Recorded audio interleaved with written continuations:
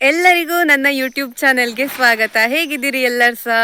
ನಿನ್ನೆಯ ವ್ಲಾಗಲ್ಲಿ ನೋಡಿರ್ತೀರ, ನಾವೆಲ್ಲ ಸಮುದ್ರಕ್ಕೆ ಹೋಗಿದ್ದೆವು. ಮಂಗಳೂರಿನ ಭಾಗಕ್ಕೆ ಹೋಗಿ ಅಲ್ಲೆಲ್ಲ ಸುತ್ತಾಡಿ ಒಂದು ದಿನವನ್ನು ಪೂರ್ತಿ ಎಂಜಾಯ್ ಮಾಡಿ ಬಂದಿರುವಂಥದ್ದು.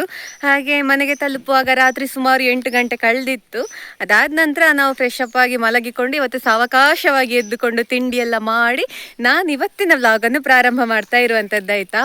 ಗೊತ್ತಿಲ್ಲ ಇವತ್ತಿನ ವಿಡಿಯೋದಲ್ಲಿ ನಿಮ್ಗೆ ಎಂತೆಲ್ಲ ತೋರಿಸ್ಲಿಕ್ಕೆ ಸಿಗ್ತದೆ ಅಂತ ಹೇಳುವ ಕುತೂಹಲ ನನಗೆ ಕೂಡ ಉಂಟು. ಯಾವುದೇ ರೀತಿಯಾದಂತಹ ಪ್ಲಾನ್ ಎಲ್ಲ ಮಾಡಿಕೊಳ್ಳೋದಿಲ್ಲ ನಾನು ವ್ಲಾಗ್ ಮಾಡುವಾಗ. ನಮ್ಮ ಮನೆಯ ಹಂಚಿನ ರಿಪೇರಿ ಕೆಲಸ ಎಲ್ಲ ಆಗಿದೆ, ಆದರೆ ಅದರ ಕ್ಲೀನ್ ಮಾಡುವ ಕೆಲಸ ಇನ್ನೂ ಕೂಡ ಆಗಲಿಲ್ಲ ಆಯಿತಾ. ಹಾಗೆ ಅಮ್ಮ ಅಟ್ಟವನ್ನೆಲ್ಲ ಕ್ಲೀನ್ ಮಾಡ್ತಾ ಇದ್ರು, ಜೊತೆಗೆ ಮಲ್ಲಿ ಕೂಡ ಇದ್ಲ ಆಯಿತಾ. ನನಗೆ ಅಟ್ಟಕ್ಕೆಲ್ಲ ಕ್ಲೀನ್ ಮಾಡಲಿಕ್ಕೆ ಹೋದರೆ ಅದರ ಧೂಳಿಗೆ ಅಲರ್ಜಿ ಆಗ್ತದೆ, ಹಾಗೆ ನಾನು ಹೋಗುದಿಲ್ಲ. ಅಮ್ಮನಿಗೆ ಕೆಲಸ ಇದ್ದ ಕಾರಣ ಇವತ್ತು ಅಡುಗೆ ನಾನು ಮಾಡಿದೆ ಆಯಿತಾ. ಇದರ ಜೊತೆಗೆ ಸೌತೆಕಾಯಿದ್ದು ಸಾಂಬಾರು ಮಾಡೋದಾ ಅಲ್ಲ ಬೇರೆ ಎಂತಾದರೂ ಉಂಟಾ ಅಂತ ನಾನು ಫ್ರಿಜ್ಜಲ್ಲಿ ಹುಡುಕ್ತಾ ಇದ್ದೇನೆ. ಸೌತೆಕಾಯಿ ಸಾಂಬಾರು ಕ್ಯಾನ್ಸಲ್ ಆಗಿ ಟೊಮೆಟೊ ಸಾರು ಮಾಡ್ತೇನೆ ಅಂತ ಹೊರಟಿದ್ದೇನೆ ಆಯಿತಾ.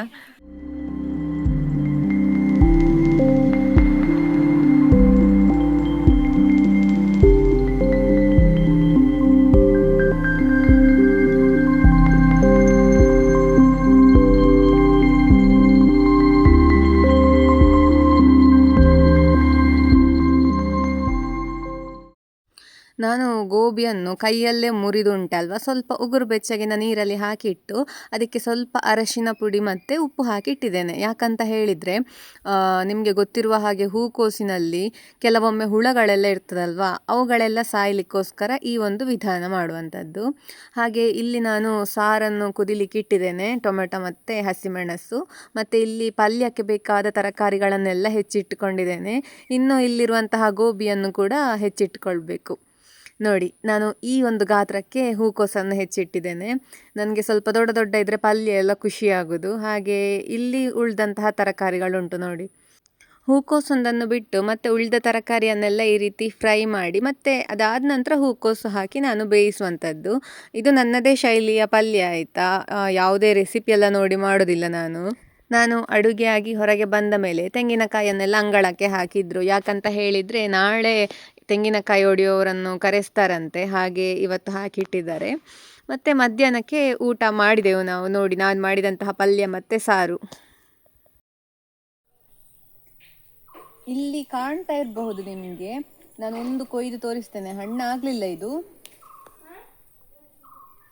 ಇದಕ್ಕಿಲ್ವಾ ನಾವು ಅಜ್ಜಿ ಬುಡ್ಕ ಅಂತ ಹೇಳುದು, ಗೊಮ್ಮಟೆ ಹಣ್ಣು ಅಂತ ಕೂಡ ಹೇಳ್ತಾರಂತೆ. ಗುಮ್ಮಟೆಯ ಎಂತದೋ ಹೇಳ್ತಾರಂತೆ. ನಿಮ್ಮ ಕಡೆ ಈ ಹಣ್ಣಿಗೆ ಎಂತ ಹೇಳ್ತೀರಿ ಅಂತ ತಿಳಿಸಿ ಆಯಿತಾ. ನೋಡಿ, ಈ ಹಣ್ಣಿನ ಒಳಗೆ ಈ ರೀತಿ ಇರ್ತದೆ. ಹೊರಗಿನ ಕವಚ ತೆಗೆದಾಗ ಇದೀಗ ಕಾಯಿ ಹಣ್ಣಾಗುವಾಗ ಹಳದಿ ಬಣ್ಣ ಆಗ್ತದೆ. ಇದು ಆರೋಗ್ಯಕ್ಕೆ ಕೂಡ ತುಂಬ ಒಳ್ಳೆಯದಂತೆ. ಅದಲ್ಲದೆ ಇದರ ಹೈಬ್ರಿಡ್ ತಳಿಯನ್ನುಂಟಲ್ವಾ, ಈಗ ಮಾರಾಟ ಕೂಡ ಮಾಡ್ತಾರೆ. ಆನ್ಲೈನ್ ಪ್ಲ್ಯಾಟ್ಫಾರ್ಮ್ಗಳಲ್ಲೆಲ್ಲ ನೀವು ನೋಡಬಹುದು. ತುಂಬ ಒಳ್ಳೆಯ ರೇಟಿಗೆಲ್ಲ ಮಾರ್ತಾ ಇರ್ತಾರೆ ಇದನ್ನು. ಇದರ ಕೃಷಿ ಕೂಡ ಮಾಡ್ತಾರೆ. ನಿನ್ನೆ ನಾವೊಂದು ತುಂಬ ಎಂಜಾಯ್ ಮಾಡಿದಂತಹ ದಿನ ಆಗಿತ್ತು. ಇವತ್ತು ಎಂತ ಕೂಡ ಇಲ್ಲ, ಇವತ್ತೊಂಥರ ಸುಸ್ತು ಆಗ್ತಾ ಉಂಟು. ನಾವು ಶನಿವಾರ ಹೋಗಿ ತುಂಬ ಒಳ್ಳೆ ಕೆಲಸ ಮಾಡಿದೆವು. ಯಾಕಂತ ಹೇಳಿದರೆ ಇವತ್ತು ಆದಿತ್ಯವಾರ ಆಗಿರೋದ್ರಿಂದ ನಮಗೆ ವಿಶ್ರಾಂತಿ ತಗೊಳ್ಳಿಕ್ಕೆ ಸಮಯ ಸಿಗ್ತದೆ. ನಾಳೆ ಮತ್ತೆ ಮುದದಿಂದ ನಮ್ಮ ಒಂದು ವಾರವನ್ನು ಖುಷಿಯಾಗಿ ಪ್ರಾರಂಭಿಸಿ ಮತ್ತೆ ಮುಂದುವರಿಸಬಹುದಲ್ವಾ. ನಿಮಗೆ ಇದರ ಗುರ್ತ ಇರಬಹುದು, ನಾಗರಹಾವನ್ನು ಬೇಟೆಯಾಡುವ ನಾಯಿಗಳ ಪೈಕಿ ಅದು ಕೂಡ ಒಂದು. ಅದರ ಹೆಸರು ಚೆಲುವಿ ಆಯಿತಾ, ನಮ್ಮ ಮಲ್ಲಿಯ ನಾಯಿ ಅದು. ಈ ಮಾಣಿಕ್ಯ ಹಣ್ಣೆಲ್ಲ ಮುಗಿತಾ ಬಂತು. ಈ ಸಲ ತಿಂದಷ್ಟು ಬಂತು, ತುಂಬ ತಿಂದಿದ್ದೇವೆ ಈ ಸಲ ಮಾತ್ರ ನಾವು. ಈ ಗಿಡದಲ್ಲೆಲ್ಲ ಖಾಲಿ ನೋಡಿ. ಅಂಬಟೆ ನೋಡಿ, ಇದು ನಮ್ಮ ಮರ ಅಲ್ಲ ಆಯಿತಾ, ನಮ್ಮ ಪಕ್ಕದ ಮನೆಯವರಿದ್ದಾರಲ್ಲ ಅವರ ಮರ. ನಾವು ಸಣ್ಣದಿರುವಾಗ ಎಲ್ಲ ಅವರ ಹತ್ರ ಹೋಗಿ ಕೇಳಿ ಅಂಬಟೆ ಎಲ್ಲ ತಿಂತಾ ಇದ್ದೆವು ನೋಡಿ.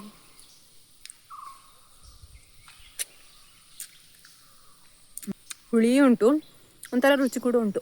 ಅಂಬಟೆ ಇಷ್ಟ ಆಗುವವರಿಗೆ ಹೇಗಿದ್ರು ಕೂಡ ಇಷ್ಟವೇ.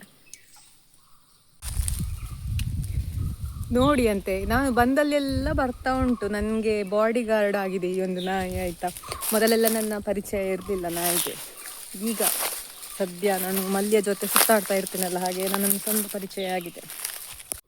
ನಾನು ಹೋಗ್ತಾ ಇರುವಾಗ ಅಲ್ಲಿ ಎಂತ ಕಂಡಿತು ನೋಡಿ ನನಗೆ, ಒಂದು ಸಣ್ಣ ಹಾವು ಆಯ್ತು. ಅದು ನಮ್ಮ ಕಡೆ ಎಲ್ಲ ತಾರಿ ಮಡೆಯಲ್ಲ ಅಂತೆಲ್ಲ ಹೇಳ್ತಾರೆ ಅದಕ್ಕೆ. ತುಂಬ ಸಣ್ಣ ಹಾವು, ವಿಷರಹಿತ ಹಾವು ಕೂಡ, ಅದು ಬಣ್ಣ ಎಲ್ಲ ಬದಲಾಯಿಸ್ತದೆ.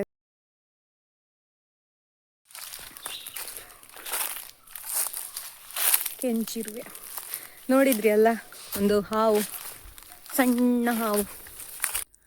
ಹಾಗೆ ಈ ಬಿಸಿಲಿಗೆ ಕಲ್ಲಂಗಡಿ ಎಲ್ಲ ಇದ್ದರೆ ಎಷ್ಟು ಒಳ್ಳೆಯದಲ್ವಾ. ನಾವು ಒಂದು ಕಲ್ಲಂಗಡಿ ತಂದಿದ್ದೆವು ಮೊನ್ನೆ, ಹಾಗೆ ಅದನ್ನು ತುಂಡು ಮಾಡಿದೆವು. ತುಂಬ ಸಿಹಿ ಇತ್ತು. ಮತ್ತು ಸಿಪ್ಪೆಯನ್ನು ದನಕ್ಕೆ ಹಾಕ್ತೇವೆ. ನಾನು ಮತ್ತೆ ಮಲ್ಲಿ ಈಗ ಇಲ್ಲಿಗೆ ಹೋಗ್ತಾ ಇದ್ದೇವೆ ಗೊತ್ತುಂಟ, ನೋಡಿ ಇಲ್ಲಿದ್ದಾಳೆ ಅಬ್ಳುಂಕ ಅಂತ ನಾನು ಹೇಳಿದ್ದೆ ಅಲ್ಲ, ಅಬ್ಳುಕ ಸಂಪಿಗೆ ಹಣ್ಣು ಅಂತೆಲ್ಲ ಹೇಳ್ತಾರೆ ಅದಕ್ಕೆ. ಅದು ಹಣ್ಣಾಗಿದೆ ಅಂತೆ. ಈಗ ಅಲ್ಲಿ ಯಾರಾದರೂ ಹೋದ್ರು ಉಂಟಲ್ಲ ಎಲ್ಲ ಕೊಯ್ತಾರೆ, ನಮಗೆ ಉಳಿಸುವುದೇ ಇಲ್ಲ ಯಾರು ಕೂಡ.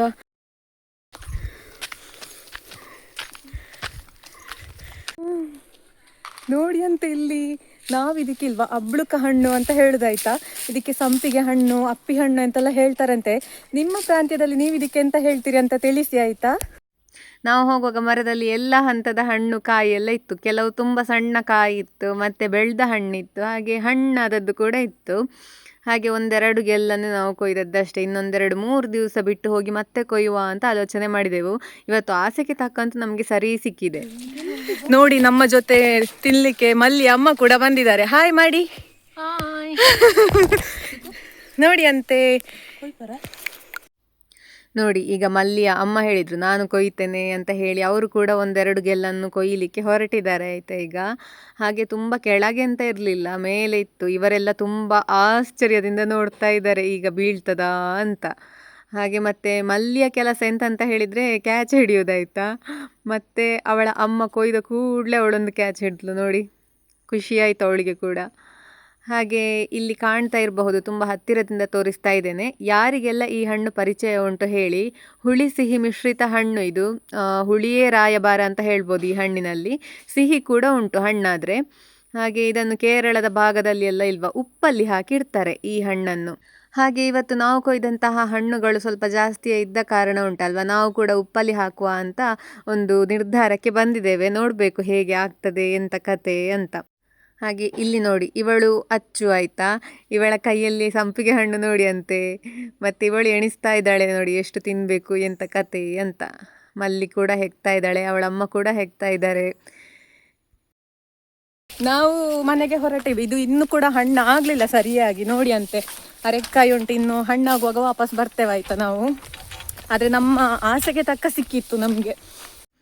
ನಾವೆಲ್ಲ ಸ್ವಲ್ಪ ಸ್ವಲ್ಪ ಹಣ್ಣೆಲ್ಲ ತಿಂದಾದ ನಂತರ ಈ ಕಾಯಿಯನ್ನು ಎಸೆಯೋದು ಯಾಕೆ ಅಲ್ವಾ ಸುಮ್ಮನೆ ಅಂತ ಉಪ್ಪಲ್ಲಿ ಹಾಕುವ ಯೋಚನೆ ಮಾಡಿರುವಂಥದ್ದು. ನಮ್ಮಲ್ಲಿ ನಾವು ಯಾವತ್ತೂ ಹಾಕಲಿಲ್ಲ, ಆದರೆ ಉಪ್ಪಲ್ಲಿ ಹಾಕುವುದನ್ನು ಕೇಳಿದ್ದೇವೆ. ಈ ಸಲ ಒಂದು ಪ್ರಯತ್ನ ಮಾಡುವ ಅಂತ ಹೊರಟದ್ದಾಯ್ತಾ. ನೋಡಿ ಹಣ್ಣು ಕೂಡ ಆಗಿದೆ, ಕಾಯಿ ಕೂಡ ಇತ್ತು.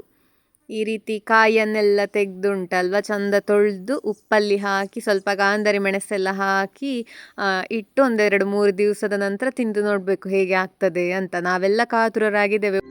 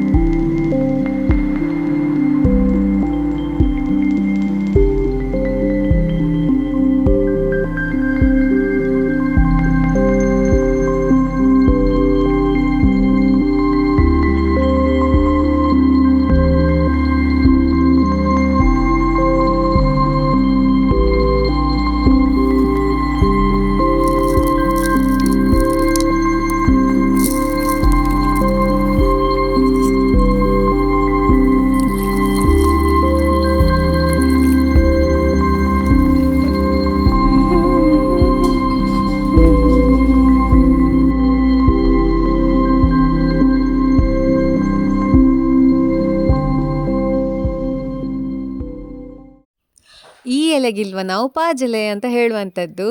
ಇದನ್ನು ನಮ್ಮ ತುಳುನಾಡಿನಲ್ಲಿ ಉಂಟಲ್ವ ಪಾಜೆವು ಅಂತ ಕೂಡ ಹೇಳ್ತಾರೆ ಆಯಿತಾ. ಈ ಎಲೆ ಯಾವುದಕ್ಕೆ ಉಪಯೋಗ ಆಗ್ತದೆ ಅಂತ ಹೇಳಿದರೆ ಉಂಟಲ್ವಾ, ಮರದ ಪೀಠೋಪಕರಣಗಳನ್ನು ತೊಳಿಲಿಕ್ಕೆ ಉಪಯೋಗ ಆಗ್ತದೆ. ಇದನ್ನೊಂಥರ ನ್ಯಾಚುರಲ್ ಪಾಲಿಶ್ ಪೇಪರ್ ಅಂತ ಹೇಳ್ಬಹುದು. ತುಂಬ ಒರಟಾದಂತಹ ಮೇಲ್ಮೈ ಹೊಂದಿದೆ ಈ ಒಂದು ಎಲೆ ಆಯಿತಾ. ನೋಡಿ ನಾನು ನಿಮಗೆ ನಮ್ಮ ಮಣೆಯನ್ನು ತೊಳೆದು ತೋರಿಸ್ತೇನೆ. ಮರದ ಮಣೆ ಇದು. ಇದನ್ನು ತೊಳೆಯುವಾಗಲೇ ನಿಮಗೆ ಕಾಣ್ತಾ ಇರಬಹುದು ಎಷ್ಟು ಚಂದ ಅದರ ಒಂದು ಬಣ್ಣ ಎಲ್ಲ ಕಾಣ್ತದೆ ನೋಡಿ ಈಗ ತೊಳೆದಾದ ನಂತರ. ನಿಮಗೆ ಕೂಡ ಇದರ ಪರಿಚಯ ಉಂಟಾ ಅಂತ ತಿಳಿಸಿ ಆಯಿತಾ. ಹಾಗೆ ನಿಮಗೆ ಕಾಣ್ತಾ ಇರ್ಬೋದು ನಾವು ಕತ್ತಲಲ್ಲಿ ಎಲ್ಲಿಗೋ ಹೋಗ್ತಾ ಇದ್ದೇವೆ ಅಂತ ಗೊತ್ತುಂಟಾ. ನಮ್ಮ ಮನೆಯ ಹತ್ತಿರವೇ 2-3 ಹಂದಿಗಳು ಓಡಿದ ಹಾಗೆ ಕೇಳಿತು. ನಾಯಿಗಳೆಲ್ಲ ಬೊಗಳ್ತಾ ಇತ್ತಾಯ್ತಾ. ಹಾಗೆ ಹತ್ತಿರದಿಂದ ಕಾಣಲಿಕ್ಕೆ ಸಿಗ್ತದಾ ಅಂತ ನಾನು ಅಂಗಳದ ತುದಿಗೆ ಹೋಗಿ ಲೈಟ್ ಹಾಕಿ ನೋಡ್ತಾ ಇರುವಂಥದ್ದು. ಆದರೆ ನಾನು ಬರುವ ಸಮಯಕ್ಕೆ ಉಂಟಲ್ವಾ, ಒಂದು ಹಂದಿಗೆ ತುಂಬ ದೂರ ತಲುಪಿ ಆಗಿದೆ. ಇನ್ನೊಂದು ಹಂದಿ ಇಲ್ಲೆಲ್ಲಿಯೋ ಬರ ಅಂತ ಮಾಡ್ತಾ ಇತ್ತು. ನಾನು ಲೈಟ್ ಹಾಕಿದ ನಂತರ ಉಂಟಲ್ವಾ, ಅದು ಎಲ್ಲಿಯೋ ಮರೆಯಲ್ಲಿ ಕೂತಿದೆ, ಮತ್ತೆ ಕಾಣಲಿಕ್ಕೆ ಸಿಗಲಿಲ್ಲ. ಗಂಟೆ ಸುಮಾರು 7:30 ಕಳೆದಿತ್ತಷ್ಟೇ.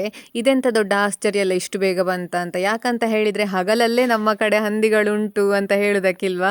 ನನ್ನ ದೊಡ್ಡಮ್ಮ ಹೇಳಿದ ಉದಾಹರಣೆ ಸಾಕ್ಷಿ ಆಯಿತಾ. ಅವರು ಮೊನ್ನೆ ತೋಟಕ್ಕೆ ಹೋದಾಗ ಉಂಟಲ್ವಾ, 5 ಹಂದಿಗಳು, ಅದು ಕೂಡ ಹಗಲಲ್ಲೇ ಆಯಿತಾ, ಅವರ ತೋಟದಲ್ಲಿತ್ತಂತೆ. ಹಾಗಿರುವಾಗ ಉಂಟಲ್ವಾ, ನಮ್ಮಲ್ಲೀಗ 7:30-8 ಗಂಟೆ ಎಲ್ಲ ತುಂಬ ಬೇಗ ಅಂತ ಎಂತ ಅನಿಸೋದಿಲ್ಲ. ಹಗಲಲ್ಲೇ ಹಂದಿಗಳು ಓಡಾಡ್ತಾ ಇರುವಾಗ ರಾತ್ರಿ ಎಲ್ಲ ಯಾವ ಲೆಕ್ಕ ಅಲ್ವಾ ಹಂದಿಗಳಿಗೆ. ಇದು ಇವತ್ತಿನ ವಿಡಿಯೋ ಆಗಿತ್ತಾಯ್ತಾ. ಒಂದು ಪುಟ್ಟ ವ್ಲಾಗ್ ಅಂತ ಹೇಳಬಹುದು. ಇವತ್ತಿನ ವಿಡಿಯೋ ಕೂಡ ಇಷ್ಟ ಆಗಿದ್ರೆ ನನ್ನ ಚಾನೆಲ್ನ ಸಬ್ಸ್ಕ್ರೈಬ್ ಮಾಡಿಕೊಳ್ಳಿ ಅಂತ ಕೇಳಿಕೊಳ್ತಾ ಮುಂದಿನ ವಿಡಿಯೋದಲ್ಲಿ ಸಿಗ್ತೇನೆ. ಬಾಯ್ ಬಾಯ್.